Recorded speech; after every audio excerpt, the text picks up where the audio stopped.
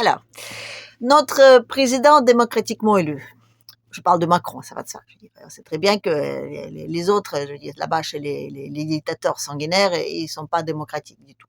En France, donc, on a un président démocratiquement élu par 2 fois. Et cet homme-là, je veux dire, c'est vrai qu'il est en train de un tout petit peu surprendre beaucoup de gens, beaucoup de gens. Je veux dire, il est surprenant. Voilà, il est, comment dire, je veux dire, il fait des trucs et il dit des trucs et une fois que ça se mélange, on dirait que ça s'annule. Vous voyez, je veux dire, c'est l'ambiguïté stratégique à lui tout seul. Voilà, il fait, je sais pas. Allez, par exemple, vous vous rappelez donc allez, on va pas aller très très loin. Donc, on va pas parler de finances ou de démocratie ou de liberté, de trucs comme ça. Je dis, voilà. Les élections, on parle même pas. Le peuple, je t'écoute, peuple, je n'ai rien à secouer de ce que tu dis. Mais voilà, les baptiseurs des cathédrales, les mecs donc ils se présentent comme l'homme de providence divine. Voilà. Qu'est-ce qu'il fait? Il nous profane le mystère les plus importants des chrétiens, le mystère de l'incarnation. J'plaque. Et là, on lui pique la vidette. Voilà. Et oui, normalement, c'est lui qui devait être l'homme de l'année. Bah oui, c'est lui. Il a fait tout ce qu'il fallait pour. Et c'est le requin qui lui pique la place. C'est très vexant, c'est très vexant. Je dis, pour petit bonhomme qu'il est, c'est très triste. Voilà. Non, mais c'est vrai, je dis, c'est quand même énervant de se voir que, donc, les jours la nuit des poteaux à Notre-Dame, hein, il devait avoir au moins 15 jours de retombées, hein, sur les TikTok, là. Et là, donc, il y a un barbu qui lui pique la vedette. Voilà. Donc, il ne reste que ça, il lui reste d'être l'homme de la paix, le prix Nobel de paix, je suppose. Voilà. Donc, il veut faire la paix avec les Russes en mettant des soldats là-bas. Donc, l'armée de la paix, il s'appelle ça comme ça. Voilà. Et pareil que les Français flippent. Enfin, il y en a qui flippent. Il y en a qui ont rien compris, mais il y en a qui flippent. Donc, ils se disent, oh là, qu'est-ce qu'on va faire? Et les Russes.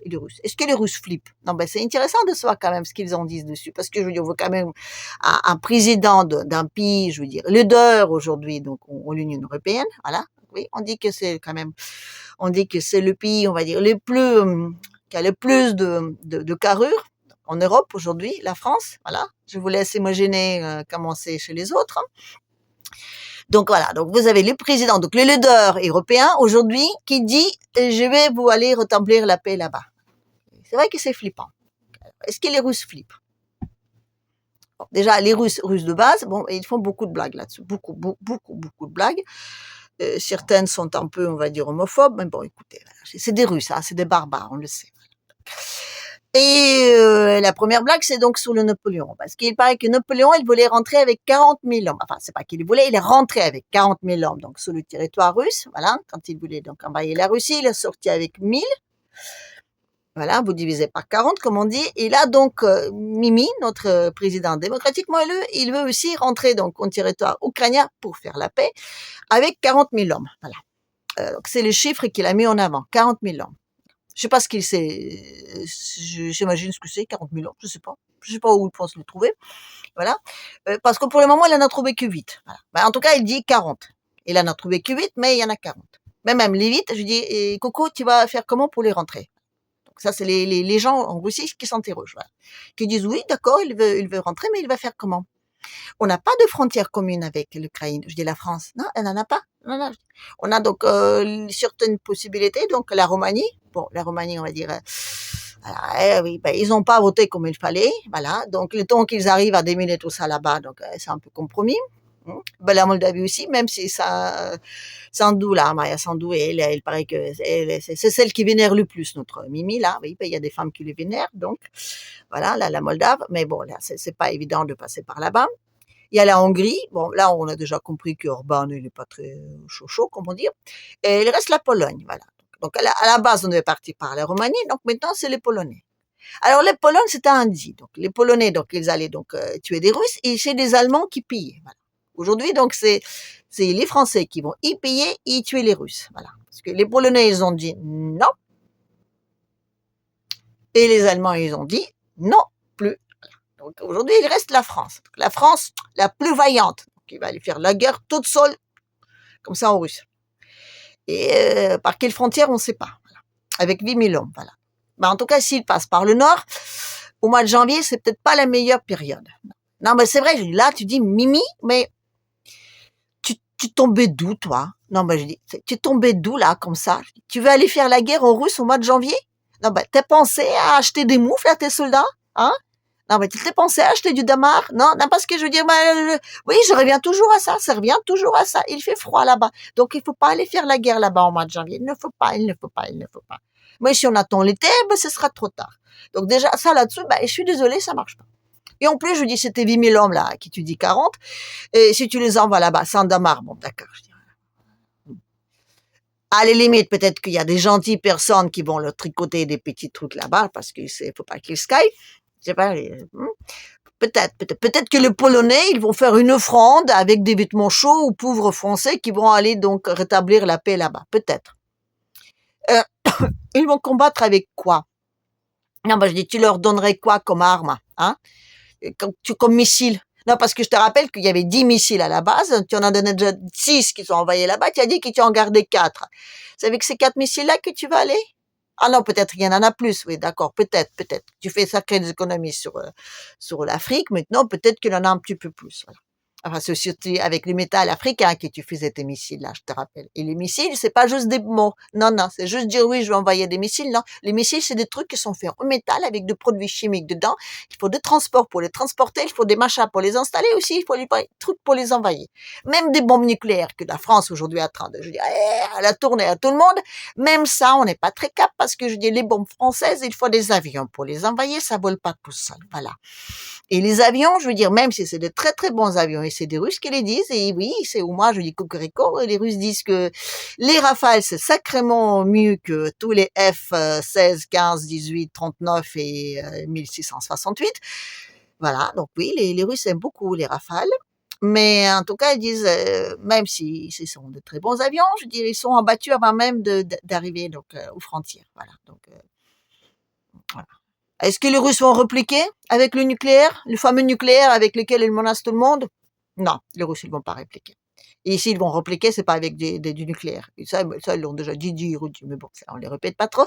Parce que les bombes, on va dire, normales, même s'ils sont beaucoup plus puissants, ne font pas peur aux Français. Le nucléaire, en revanche, je sais pas comment ça se fait, mais voilà. Donc, on menace les Français avec le nucléaire russe. Voilà. Oui, on dit on parce que les Russes, ils les menacent pas. Mais bon, il faut quand même bien que les Français ont peur. Voilà. Donc, il y a cette question-là, donc déjà de nombre et d'équipement. Voilà. Après, il y a les questions de pognon. Parce que je dis normalement, donc si tu dis que tu es, donc c'est les soldats de la paix. Donc il y a deux façons de faire les soldats de la paix. Donc il y a selon les lois et selon les règles. Alors selon les lois, donc c'est l'ONU, donc qui vote tous ensemble pour dire voilà, il faut le faire. Pas les conseils de sécurité. Il faut que tout le monde soit d'accord. Voilà. Donc une fois qu'on dit que oui, effectivement, il faut mettre donc les soldats de la paix là, et il faut les financer. Donc et c'est l'ONU qui les finance au bout d'un an. Il faut donc la France. Voilà. Il faut au moins 5 000 ans, oui, j'ai oublié de dire. Donc 5 000, donc c'est même pas 40, c'est beaucoup plus. Donc, voilà. Et donc c'est l'Union qui va les financer au bout d'un an, donc c'est la France qui va les maintenir pendant un an. Donc, et ça coûte très très très très très cher, très très très très cher. Voilà. Après donc il y a selon les règles démocratiques, ça va de soi, mais là aussi il y a plus personne qui veut payer parce que plus personne a du pognon. Il faut les emprunter du pognon à ceux qui en ont, et eux ils vont peut-être pas tout à fait, je veux dire, vouloir prêter pour cette affaire-là. Donc, vous voyez, c'est pas possible, c'est pas possible, c'est pas possible. Donc, c'est tout simplement pas possible. Je dis, même avec toute la bonne volonté de Manu, la France, il est pas cap aujourd'hui. Voilà. Il peut faire peut-être très très peur, je dis, aux Africains, et encore, je veux dire, plus tellement aujourd'hui, parce que ça aussi, Mimi, il a raté, voilà. Donc, je dis, ah oui, l'Afrique, c'est génial. Manu, il est allé là-bas, ça y est, plus des pays du Sahel, plus de francs CFA. L'ambiguïté stratégique est encore trappée. Vous vous rappelez du président Bazoum, hein? Vous vous rappelez? Un autre démocratiquement élu. C'était là, à l'époque.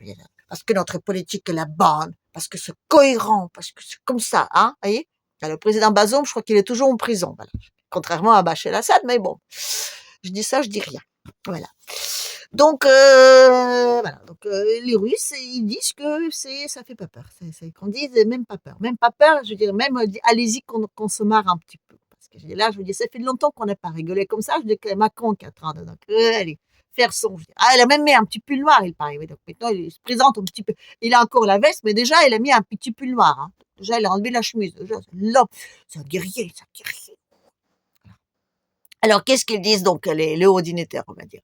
Par exemple, Maria Zakharova. Qu'est-ce qu'elle dit, elle, par rapport pour ceux qui ne savent pas, donc c'est la porte-parole des ministères des Affaires étrangères. Donc, quand on lui pose la question par rapport le danger que la France représente, pardon, je dis pas la France, Macron, tout seul, voilà, qu'il représente comme danger pour les Russes aujourd'hui. Voilà. Donc, elle dit que, vous savez quoi, la France, je veux dire, il faut voir ça comme un événement, je veux dire, régional. Voilà, c'est là-bas, c'est loin. Macron, il a des soucis en interne.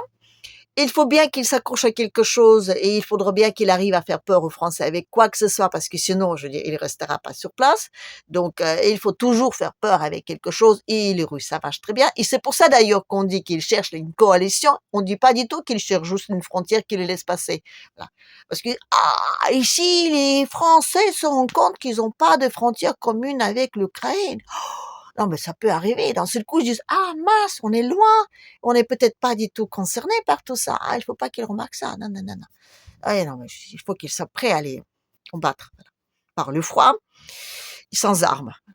C'est ridicule, c'est ridicule, c'est ridicule. Enfin, en tout cas, ça marche parce que oui, il y a beaucoup, beaucoup de Français aujourd'hui qui ont peur. Voilà. Donc, il y a beaucoup de gens sur YouTube qui disent que Macron devient fou. Ce qui est vrai, d'ailleurs. Je veux dire, en dehors de tout ce que je viens de dire, c'est vrai qu'il le pauvre, il perd un peu les pédales, voilà.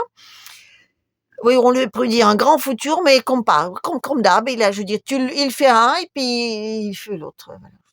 Ça s'annule tout seul, je dirais. On lui prédit un grand futur, il fonce vers ce futur et il annule son propre futur. Donc, vous voulez vous débarrasser du Macron, vous les laissez agir. Je dis, il se débrouillera tout seul comme un grand pour tout mettre. Voilà. Il faut juste, comment dire, se protéger un tout petit peu nous-mêmes, parce que c'est vrai qu'il entraîne beaucoup de gens avec lui et ça, c'est un tout petit peu, comment dire, embêtant.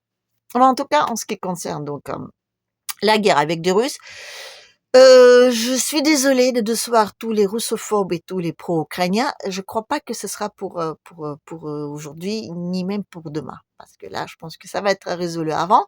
Mais Macron, effectivement, il a besoin de rester sur place et pour ça, il va faire tout et n'importe quoi.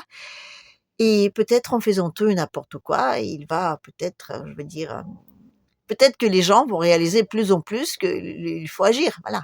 Mais pour le moment, tant qu'on a peur de Russes et tant qu'il y a des gens qui disent, d'accord, peut-être que Macron, comment dire, c'est pas la cerise sur le gâteau, mais c'est toujours mieux que Poutine. Donc, tant qu'on peut dire ça, Macron, il reste là, voilà. Mais, je suis désolée, une fois que ce sera fini, on va faire comment? Alors, une fois que la guerre là-bas, elle sera arrêtée, je dis, qu'est-ce qu'il va trouver d'autre, hein? Il faut y réfléchir à tout ça. Parce que le Macron, il est pas prêt à partir. Voilà. Donc, il va toujours nous trouver une petite astuce, parce que ça fait quand même 7 ans qu'il tient, et ça fait quand même 7 ans que la France n'en veut pas, mais, je vous rappelle, ils ont quand même réussi à voter pour lui au second tour. Voilà. Donc, c'est un homme surprenant, surprenant, surprenant. Voilà. Enfin, bref. Avant de vous laisser, donc, je répète encore une fois, je suis désolée. Mais il c'est fort probable qu'on va nous piquer tous nos sous et qu'on va, comment dire, se trouver un peu sous le carreau et qu'on nous expliquera que c'est toujours la faute aux Russes. Mais en ce qui concerne la guerre avec des Russes, je crois que c'est un tout petit peu compromis. Voilà. Allez, je vous dis à la prochaine.